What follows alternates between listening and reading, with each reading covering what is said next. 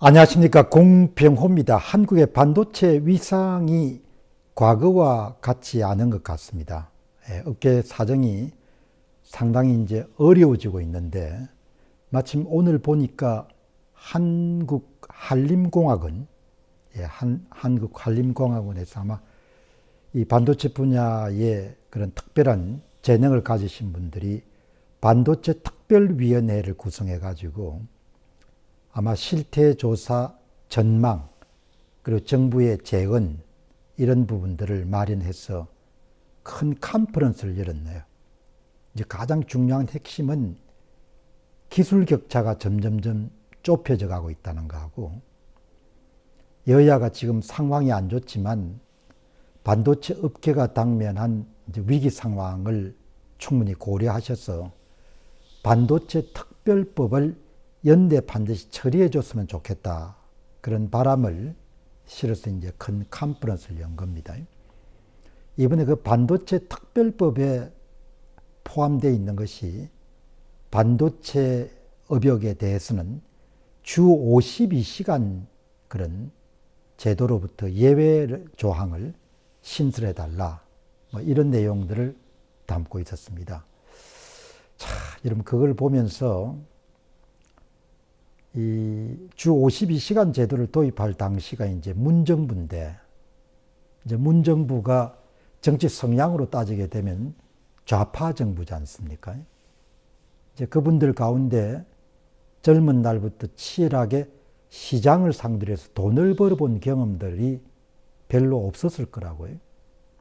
그러니까 삼성전자가 돈을 많이 버는 것은 아는데, 돈을 벌기 위해서 어떻게 하는가, 그리고 경쟁사들이 어떻게 뛰는가, 이런 부분에 대해서는 체험이 거의 없을 거라고요.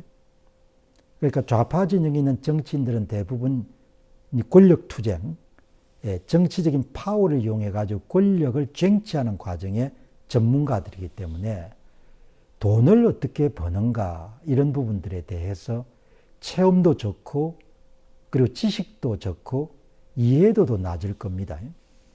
특히 첨단 산업 같은 경우는 판단을 잘못하게 되면은 좋은 기업들도 그냥 넘어가지 않습니까? 그러니까 판단 하나하나가 대단히 중요하고, 그 판단에 따라 가지고 결정적인 위기를 맞을 수가 있는 거죠.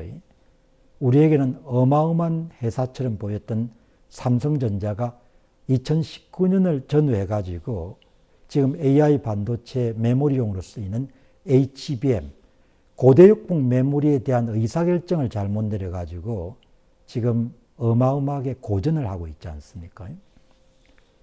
테크 기업, 기술 기업들 같은 경우에는, 첨단 기업들, 이런 경우에는 주 52시간 제도를 강행하게 되면은 회사가 망할 수밖에 없습니다.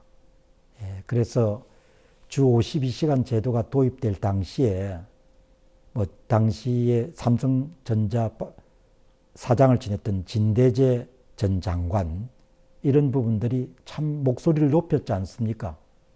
그러나 정치하는 사람들은 항상 정치적인 논리에 바탕을 두고 의사결정을 내리는 그런 속성이 있기 때문에 결국 강행한 거죠. 아주 가혹한 일입니다. 잘못된 정책의 효과라는 것은 당장 눈에 드러나지 않지만 그게 업계 전반에 걸쳐서 시간을 두고 결국은 경쟁력 기초나 기반 자체를 허물어뜨리게 되는 거죠. 저는 문정권의 주 52시간 제도는 일찍부터 한국의 첨단 산업들의 기초나 기반 자체를 와해시키는데 엄청난 역할을 할 것이다, 그렇게 믿어 의심치 않았거든요. 이번에 그 특별 세미나에서 이혁재 서울대 교수가 이런 이야기를 합니다. 주 52시간 제도는 반도체 전쟁을 치르다가 갑자기 퇴근을 해버리는 것과 같다, 이런 이야기를 했습니다. 한 10분이나 30분 정도 더 집중력을 투입하게 되면은 해결할 수 있는 과제들을 번번이 다음 날 다시 시작하게 되면은 두뇌가 원위치하기 위해서 집중력을 다시 복원을 해야 되고, 효율성을 끌어올려야 되니까 엄청난 시간과 에너지의 낭비가 발생하는 거죠. 그거를 잘 모르는 겁니다. TSMC는 날밤을 새워서 일을 할 거고, 엔비디아도 마찬가지고, AMD도 마찬가지고, 마이크론도 마찬가지인데, 주 52시간 제도라는 그런 경직적인 제도를 강행을 하게 되면은 결국 업계가 살아남을 수가 없는 거죠. 물론 이런 이야기를 제시하게 되면 지금도 OECD 평균에 비해서 노동시간이 많은데 그건 평균값이지 않습니까? 그리고 업종마다 상황이라든지 환경이 다 다르지 않습니까? 일단 OECD 평균이고 한국의 근로자가 장시간 노동이고 그런 거 다 좋은데 회사가 망하잖아요. 지금 삼성이 여러분들 어려움을 겪는 것은 경영상의 의사 과정 자체의 문제나 이런 부분을 다 들 수 있지만 저는 주 52시간 제도가 큰 역할을 하고 있다고 보거든요.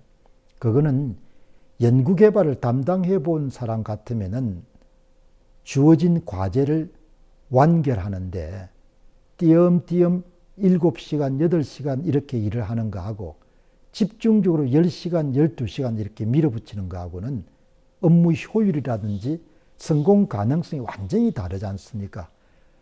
그런 것은 스스로 일을 해본 사람들이 잘 알거든요. 체험을 통해 가지고. 불행하게도 좌파 진영의 인사들은 그렇게 어떤 목표를 정하고 연구원이나 이런 사람처럼 집중적으로 자신의 시간과 에너지를 집중시켜 가지고 문제를 해결하는 방식에 익숙지 않기 때문에 잘 모르는 거죠. 예. 주 52시간 제도는 어마어마한 악영향을 미쳤을 겁니다. 현재 반도체 업종이라고 해봐야 우리가 초격차 이런 이야기를 가지고 선입견이 있어가지고 삼성전자하고 다른 업체사에 무슨 뭐 몇 년씩 여러분들 기술 격차가 있다 이렇게 생각이 들지만 사실 그렇지 않지 않습니까? 6개월, 1년 이런 간격으로 쫓기는 그런 전쟁이 치러지고 있는데 그 과정에서 좌파 정권이 내놓은 것이 주 52시간 제도라는 거죠. 말이 안 되는 겁니다. 대단히 자기 파괴적인 그런 정책을 쓰는 거죠. 근데 그걸 보면은 그게 좌파 정권이 한 번 여름 집권한 동안 탈원전, 소득주도 성장, 최저임금 급격한 인상, 주 52시간 제도 그렇게 막 쏟아냈지 않습니까? 임대차 보호법. 근데 여러분 보시기 바랍니다. 한 번 아니고 좌파 집권이 10년, 20년, 30년, 50년, 70년 이렇게 간다고 가정해 보시기 바랍니다. 나라가 뭐가 남겠습니까? 나라에 남을 게 거의 없을 겁니다. 어마어마하게 가난해질 겁니다. 예. 그러면 여러분이 묻고 싶죠. 어떻게 10년, 20년, 30년 가겠습니까? 국민들이 선거를 통해서 교체할 건데 여러분 제 눈 보시기 바랍니다. 한국 선거는 다 무너졌습니다. 한국 선거는 이 방송을 보시는 분들이 선거 결과를 결정하는 것이 아니고 선거관리위원회가 사전투표를 조작해가지고 선거 결과를 만들지 않습니까? 그걸 못 받아들이겠다고요? 그러면 할 수 없는 거죠. 예. 저는 이 문제를 4년, 5년 정도 집중적으로 파헤친 사람입니다. 권력을 교체할 수가 없는 겁니다. 윤 대통령이 당선된 것은 그냥 그 동네 사람들이 실수를 한 거죠. 그걸 다 밝혔지 않습니까? 좌파 장기 집권이 열리게 되면은 한국인들은 지옥문이 열리는 겁니다. 제 이야기가 과장됐다고 생각하시는 분도 계시겠지만 저는 결코 그렇게 생각하지 않습니다.